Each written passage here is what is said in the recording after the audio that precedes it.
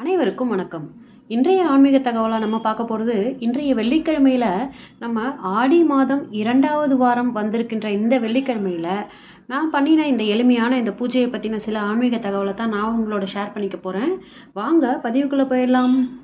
இந்த பதிவை நீங்கள் இப்போ தான் என்னுடைய சேனலை நீங்கள் முதல் முறையாக பார்க்குறீங்க அப்படின்னா என்னுடைய சேனலை சப்ஸ்கிரைப் பண்ணி ஆல் பட்டன் கிளிக் பண்ணி வச்சுக்கோங்க. அப்போ தான் நான் போடுற எல்லா ஆன்மீக தகவலும் உங்களுக்கு உடனுக்குடன் நோட்டிஃபிகேஷனாக வரும். வாங்க இப்போ பதிவுக்குள்ளே போயிடலாம். இந்த 2வது வாரம் நான் முதல் வாரம் பௌர்ணமி அன்றைக்கே நான் குலதெய்வத்துக்கு எல்லா பூஜையும் நான் முடிச்சிட்டேன். சக்கரை பொங்கல் வச்சு மாவிளக்கு போட்டு எல்லாமே முடிச்சிட்டேன். ஸோ 2வது வாரமான இந்த அன்றைக்கி நான் சிம்பிளாக நான் என்னுடைய பூஜையை முடிச்சிட்டேன். இந்த அன்றைக்கி பார்த்திங்கன்னா சஷ்டியும் தேய்பிறை சஷ்டியும் இணைந்து வர்றதால நம்ம என்ன பண்ணலாம் அப்படிங்கிற பற்றி தான் இன்றைய பதிவு. ஆடி மாதம் அப்படிங்கிறது மனிதர்கள் தங்களுடைய கர்மாக்களை குறைப்பதற்கான மாதங்க. அதனால தான் இந்த மாதத்தில் விரதம் இருந்து பயபக்தியுடன் வழிபட்டால் கேட்ட வரங்கள் கிடைக்கும், வாழ்க்கை வளமாகும் அப்படின்னு சொல்லியிருக்காங்க.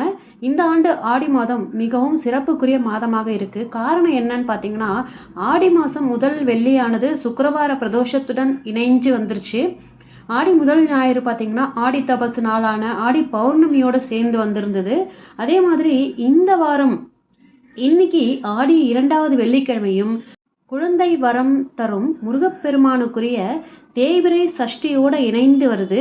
ஆடி 2வது செவ்வாயில் பார்த்திங்கன்னா ஆடி கிருத்திகை, ஆடி 3வது வெள்ளியில் பார்த்திங்கன்னா மாத சிவராத்திரி, ஆடி 4வது வெள்ளியில் பார்த்திங்கன்னா கருட பஞ்சமி, நாக பஞ்சமின்னு சொல்லக்கூடியது பண்டிகை, ஆடி 5வது மற்றும் கடைசி வெள்ளியில் வரலட்சுமி விரதம் என 2 மடங்கு பலன் தரும் நாட்களாக எல்லாமே அமைஞ்சு வர்றதால இந்த ஆண்டு ஆடி மாதத்தின் அனைத்து நாட்களுமே நம்ம தவற விடக்கூடாது அப்படிங்கிறது தான் முக்கியம். ஆடி மாதத்தில் மொத்தம் 5 வெள்ளிக்கிழமைகள் இந்த ஆண்டு வருதுங்க. ஆடி முதல் வெள்ளிக்கிழமையை தொடர்ந்து ஆடி 2வது வெள்ளிக்கிழமை ஜூலை மாதம் இந்த 26ஆம் தேதி வந்திருக்கு. இந்த ஆண்டு ஆடி 2வது வெள்ளிக்கிழமை முருகப்பெருமானுக்குரிய தேய்பிறை சஷ்டியும் சேர்ந்தே அமைஞ்சிருக்கு. முருகப்பெருமானுக்குரிய இந்த திதியானது தேய்பிறை சஷ்டி பிரச்சனைகளை தேய வைப்பதற்கான அற்புதமான நாளுங்க. அதனால தான் இந்த நாளில் அம்மன் வழிபாட்டுடன் முருகப்பெருமானையும் சேர்த்து வழிபடுறது ரொம்ப ரொம்ப சிறப்பானது. இந்த முருகப்பெருமானுக்கு இன்னைக்கு பார்த்தீங்கன்னா நீங்கள் வெற்றிலை மாலை சாற்றி நெய் தீபம் ஏற்றி வழிபடுவது குழந்தை பேறு இல்லாதவர்களுக்கும் மற்றும் கடன் பிரச்சனை அதிகமாக இருக்கிறவங்களுக்கும் இந்த வெற்றிலை தீபம் நெய் தீபத்துடன் சேர்த்து ஏற்றுவது, சிகப்பு கலர் திரி போட்டு ஏற்றுவதனால் உண்டாகும் பலன் என்னன்னு பார்த்தீங்கன்னா கடன் பிரச்சனைகள் சரியாகும். குழந்தை பேர் இல்லாதவங்க முருகப்பெருமானுக்கு இன்னைக்கு தேய்பிறை சஷ்டியில் பாலாடையில் தீபம் ஏற்றி வழிபடுறது, நெய் தீபம் ஏற்றி வழிபடுறது ரொம்ப ரொம்ப சிறந்த பலனை தருங்க. அம்மனுடைய பலவிதமான ரூபங்களில் ஒன்று தான் காமாட்சி அம்மன் ரூபம். பலருக்கும் இஷ்ட தெய்வமாக இருக்கும் அன்னை காமாட்சி துர்கா, லக்ஷ்மி, சரஸ்வதி ஆகிய 3 சக்திகள் ஒன்றாக சேர்ந்த வடிவமாக தான் கருதப்படுகிறோம். காஞ்சிபுரம், மாங்காடு என காமாட்சி அம்மனுக்கு பல இடங்களில் புகழ்பெற்ற ஆலயங்கள் இருக்குங்க. இன்னைக்கு 2வது வெள்ளிக்கிழமையில் நம்ம காமாட்சி அம்மனாக தான் நம்ம இந்த 2வது வெள்ளிக்கிழமையில் நம்ம இந்த அம்பாலை தான் நம்ம வழிபடணும் அப்படிங்கிறது இருக்குது.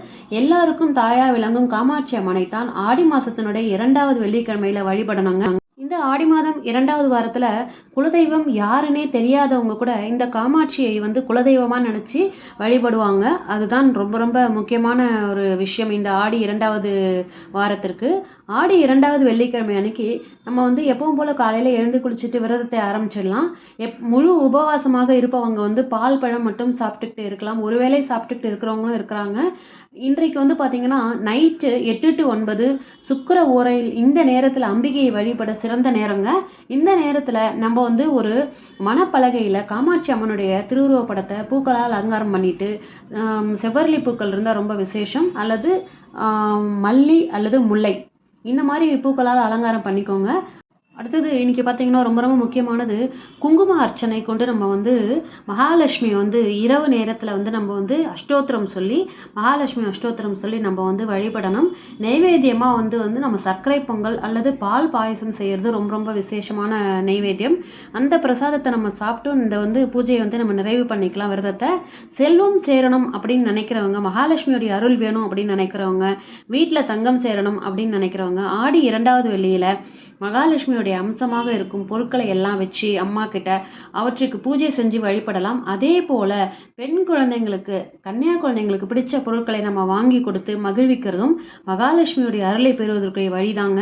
பொதுவாக பிரச்சனைகள் தீரணும் அப்படின்னு நினைக்கிறவங்க, அம்பிகையை வழிபடுபவர்கள் காலையில் வழிபடுவதை விட மாலை நேரத்தில் அம்பிகையை வழிபடுறது ரொம்ப ரொம்ப சிறந்தது. ஏன்னு பார்த்தீங்கன்னா, வாழ்க்கையில் பலவிதமான துன்பங்களை தரக்கூடிய இருள் கிரகங்களை ஓட்டக்கூடியவள் அம்பிகை என்பதால் அவளுக்கு உகந்த வழிபாட்டு நேரமாக இந்த மாலை நேரம் கருதப்படுதுங்க. இன்னைக்கு குத்துவிளக்கு பூஜையும் நான் இன்னைக்கு முடிச்சிட்டேன். ஸோ 2வது வெள்ளிக்கிழமையே நம்ம எல்லா பூஜையும் முடிச்சிட்டோம் அப்படின்னா, அதுக்கு அடுத்தடுத்து வரக்கூடிய எல்லா நாட்களிலும் நம்ம என்ன பூஜை செய்யணும்னு நினைக்கிறோமோ நம்மளுடைய விருப்பத்திற்கு ஏற்ற மாதிரி நம்ம செஞ்சுக்கலாம். ஸோ கோவில்களுக்கு செல்ல வேண்டும் அப்படின்னு நினைக்கிறவங்க கூட அடுத்தடுத்து வாரத்தில் நம்ம வீட்டில் சிம்பிளாக பூஜையை முடிச்சுட்டு நம்ம கோவிலுக்கு போயிட்டு வரலாம். அதற்காக நான் இன்றைக்கே எல்லா பூஜையும் நான் முடிச்சிட்டேன்.